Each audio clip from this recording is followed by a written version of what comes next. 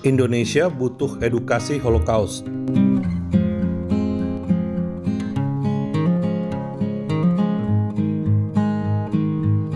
Betul, Pak. Lalu masalahnya di mana? Masalahnya adalah Ya. kok di Indonesia? Lah, lalu masalahnya apa kalau ada di Indonesia kan Loh, gitu? karena ini apa hubungannya? Kontraproduktif, Pak. Baik, Mbak Haikal, kita Holocaust kasih itu kesempatan kepada adalah Mbak Yahudi Mbak dan Moni. Yahudi itu adalah Israel Kita gitu tahan loh, dulu, Pak. Mbak Be, silakan, Mbak Moni. Ya, jadi kalau ditanya apa hubungannya, kenapa harus di Indonesia? Boleh nggak saya kasih tunjuk satu gambar?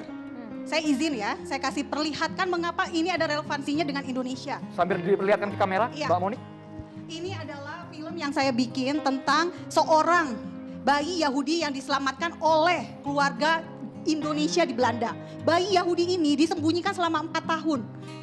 Yang menyembunyikan keluarga Jawa ini, babysitternya itu orang Muslim, Mima Saina. Nah, orang ini masih hidup dan karena dia diselamatkan, disembunyikan, akhirnya menjadi dokter paru terkenal di Amerika. Namanya Alfred Munzer. Nah, relevansi lain dengan konteks kita di Indonesia, kenapa Museum Holocaust itu boleh ada. Edukasi Holocaust itu penting. Lihat ini, Anda bisa melihatnya di Google Image. Anak-anak muda memberikan salam seperti Hitler. Apakah ini bisa diterima di Indonesia? Anda bisa lihat, ada mobil dengan stiker simbol swastika Nazi. Di Indonesia, di Bandung ada kafe bertema Nazi. Coba, kita nggak ada hubungannya Jadi loh. alasan ini jadi boleh membuat museum Holocaust begitu alasan ini. Indonesia bisa mengglorifikasi Hitler, Gini ya. mengglorifikasi Nazi Gini. karena tidak paham ideologi Nazi adalah anti Yahudi, Begini. anti Semitisme. Dengar, Bukan anti Yahudinya Kita juga udah yang nangkap, bisa udah diedukasi, nangkap, udah tetapi nangkap. juga anti terhadap orang lain itu tidak boleh. Ini saya Suku sampein dan ya. agama yang lain pun tidak Dengerin Mbak boleh. Moni, ini sekaligus ditanyakan ke MUI karena MUI tadi mendesak untuk ditutup Museum Iya, Holocaust di nah Minahasa. itu saya Silakan. tidak soal setuju. penyelamatan mesti diluruskan Siap, sedikit. Mbak. Saya Nanti tidak kita kasih kesempatan, setuju Mbak. karena ini mungkin MUI tidak tahu. Ini selagi ada Pak Amirsa, silakan Iya, ditanyakan. Nah, Mbak MUI Moni. bisa melihat ini pernah ada patung Hitler, patung lilin di Jogja. Patung lilin dipakai untuk selfie. Coba bayangkan, dan itu setelah dikecam dunia Ini- baru ditutup. Enggak, ini Mbak dan Mas Andro. Anda bisa lihat anak-anak Ini cuma remaja karena memberikan satu gambar salam dengan bendera Indonesia loh. Ya, ini Malu cuma kan? satu gambar lalu menjustifikasi pembenaran sebuah museum. Itu kan enggak maaf ya saya bilang Mbak Moni ini terjangkit disability thinking loh ya. Cuma satu poin kemudian menjadi ini. Kalau mau lihat poin itu yang utuh. Babe, kita sekarang kasih itu kesempatan pendapat Pak Babe. Amirsa, Babe, untuk menanggapi itu, Babe. Boleh kita dengar suara MUI? Silakan, Pak Amirsa. Pak Mirsa. Ya, baik. Sekali lagi ingin saya tegaskan bahwa apa yang sudah dilakukan di Sulawesi Utara ini menurut hemat saya ya termasuk pembangunan yang tanpa izin. Jadi sekali lagi ya secara prosedural menurut saya sangat cacat prosedural ya.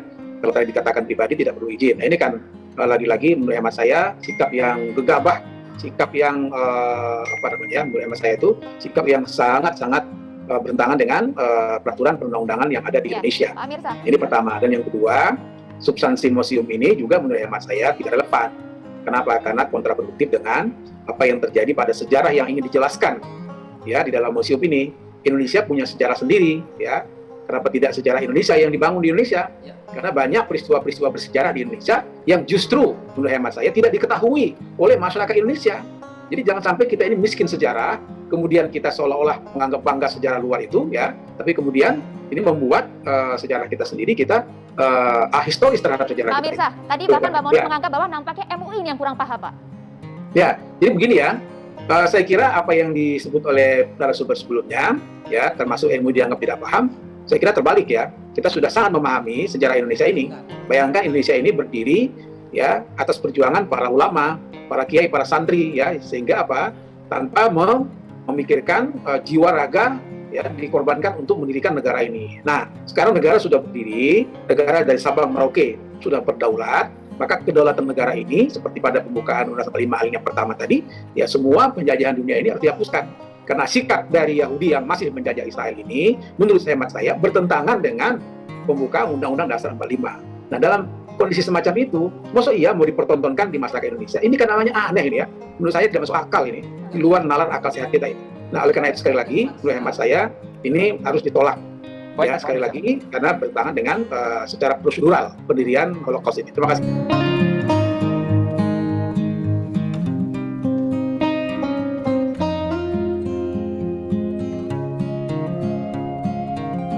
Salam damai dari Fakta Israel.